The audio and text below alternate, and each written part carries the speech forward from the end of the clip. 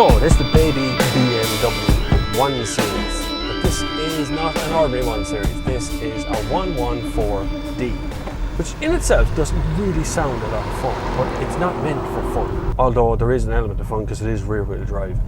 It is meant for efficiency, being a diesel. It's meant to be terribly efficient at what it does in getting where it's going, and low CO2 and low emissions and low horsepower and low everything. That's the plan. It doesn't always work for some cars, but it seems to be working okay for this one. Although there is a lack of poke when you put your foot down, there's a long time for the turbo to kind of get moving and get whirring about the place, even though there is a sport mode here, which I just felt, and it does work. I can feel the car physically get a little bit more brisk under my right foot. The throttle response becomes a little bit better, but it still kind of lags behind the engine. It gives the impression it's going to go a lot faster when it really doesn't. But the 1 Series is a curious car because BMW have made so many attempts at getting it right, but they are determined that they are right in the first place. The car has gradually gotten a little bit nicer looking. I think it's probably at its prettiest now that it's ever been. The first generations weren't exactly fantastic looking. But this one is actually okay. I kind of like the look of it. It wouldn't be my choice of looks of BMW. I prefer the 3 and 5 Series, obviously. But this one is probably as pretty as it's ever going to be. There is tons of room in the cabin, but it is only a 3-door, so the back seat is just about usable. There's just about enough space back there for adults and kids and all that sort of stuff. But it actually responds pretty well. Steering wise is good, but it is sluggish off the line. Look, even that old say it there is after getting off the line quicker than me there. Once it gets going, just enough horsepower once it's actually going. But the problem is that there isn't off the line. There isn't, you want a bit more response from it. I can live with that because of the fuel efficiency part of it. This is, well, really fuel efficient. Even in sports mode it seems to do well. There's no MG right in front of me. Man with a bald patch who's been driving that car so long he lost all his hair in the top half. It's gorgeous though, isn't it? It's really, I'd love a convertible on a day like today, no matter what the convertible is. He's holding his hair on now. But the 1 Series actually does a really good job at shuttling you about the place. It does. It's decent.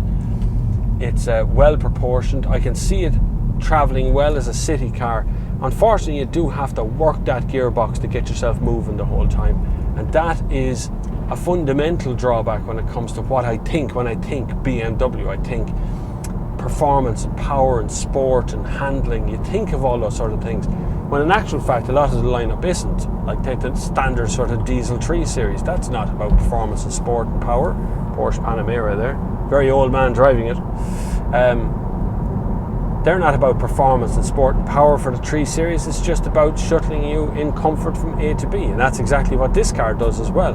The 1 Series, like the 1M or M1, whatever way they want to put that one around, that's a fabulous car to drive, and it's based on the same sort of thing as this is. And the same principle applies to some of the faster 1 Series cars. They do handle very, very well.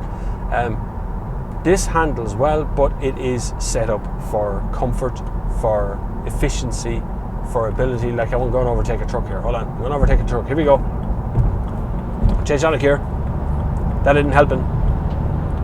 And I'm in sport mode. Now, in here there is actually Eco Pro mode, which it changes the dynamic of the car all over. Now, it actually does a couple of things. It actually shuts off your air conditioning to some degree as well. It turns everything down to be as fuel efficient as it possibly can be. And it is. No joke. This thing will go round the universe on a full tank of fuel. It won't have any problem getting, you'll be up around 50, 55, maybe 60 miles per gallon for you UK guys. And in Ireland, you're talking about maybe 4 to 5 litres per 100 kilometres. I see what BMW are at with the 1 Series. I don't necessarily agree with the route that they're taking to get there, in that they are making a really good handling, sporty feeling car, and it's, well, kind of making it slightly boring. Overall, I see its point as a city car. You know, it's a 3-door hatch.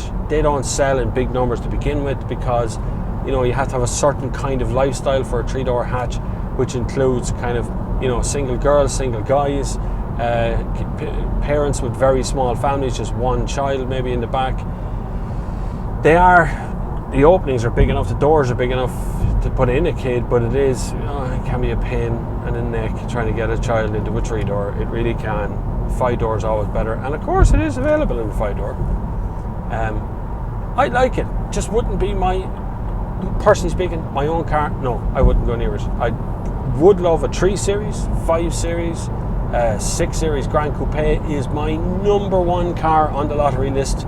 As of today, tomorrow, the next year, the year after that, it'll be the 6 Series Grand Coupe, unless something dramatic, massive, crazy happens. It'll be that car because it's brilliant. But the 1 Series is a distant relative to it, and it won't be the same thing. So anyway, from Dublin City, somewhere around the M50, I'll see you on the far side.